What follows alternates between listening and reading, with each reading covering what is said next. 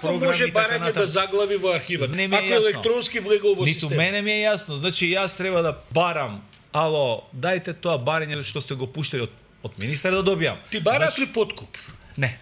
Значи не е корупција во прашање. Не. Едноставно е системот е заглавен. Едноставно зашто може да биде тоа одговорот, значи, за мене, за барање во веројатно заради тоа што ме знаат, сум препознатли.